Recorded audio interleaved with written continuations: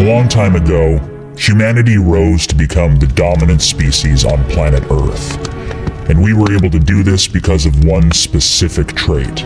It certainly wasn't our physical prowess. Pretty much any animal the same size as us would absolutely destroy us in a one-on-one physical altercation. And it wasn't even our ability to use tools, because that's not unique to humans. We were able to rise to power because of a specific development in the cerebral cortex, that of abstract thought. The ability to conceptualize, predict, and plan for the future.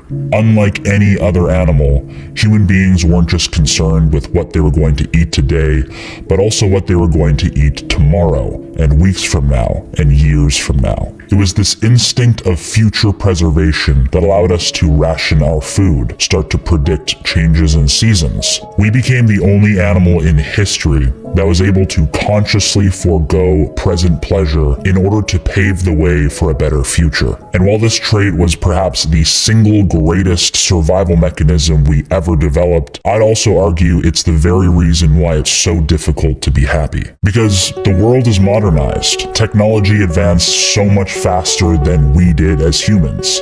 We live in this super advanced world, yet we're still packing around primal hardware. It's in our very nature to be constantly fantasizing about an ideal future. We'll work jobs that we don't like, grind away today, so that we'll eventually achieve prosperity tomorrow. Maybe if you're a student, you're grinding through school today, so you can eventually get the degree, get a well-paying job, maybe find the love of your life. Human beings are really good at postulating what might be in the future, and using the present to prepare for that moment. And I'm not saying that's a bad thing.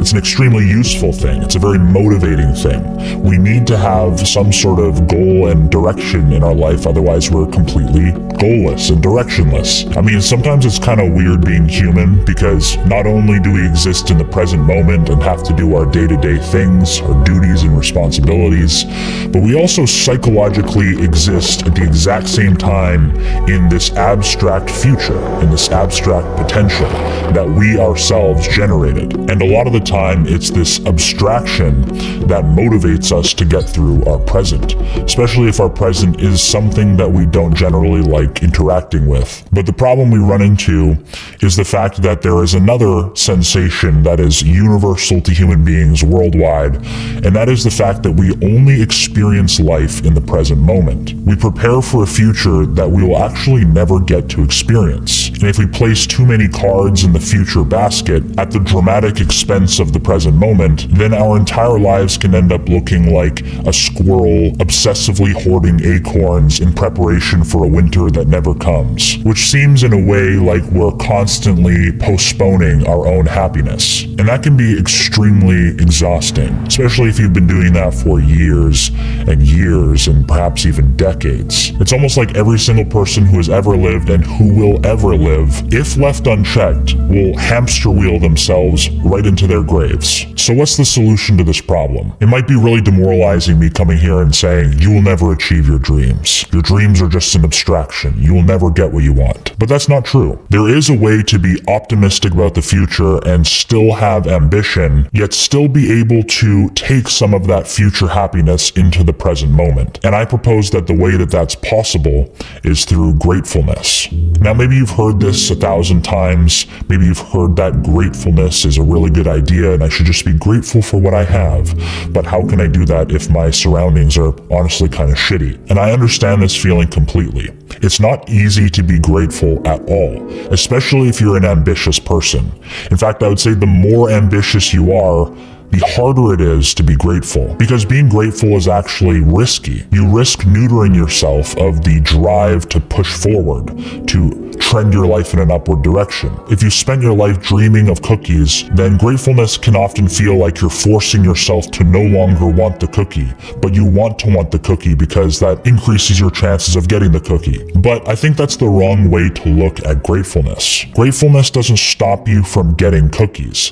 It just helps you realize that that the cookies aren't all in front of you. They're kind of all around you, and you're more than welcome to take one out and eat one. So about 1.5 years ago, my mom started to develop a pretty severe case of insomnia. She's always been a very naturally anxious person. It kind of runs in the family, but we started to go through some hard times as a family, and this anxiety really turned into a really, really bad case of insomnia. It wasn't just going on for days, but it was weeks and weeks and weeks of just barely any sleep at all. Anyone who's had a severe case of insomnia will know that you start to become terrified of the nighttime because you know that you'll just be sitting there with your own terrifying thoughts, not being able to go to sleep.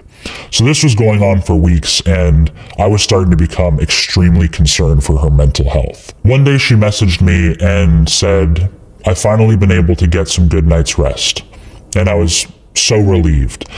And it turns out she didn't use any heavy pharmaceuticals, or there were no magic pills involved. All she did was every single night before she put her head on the pillow, she listed 3 things. 1, something that made her smile that day. 2, something that she's grateful for.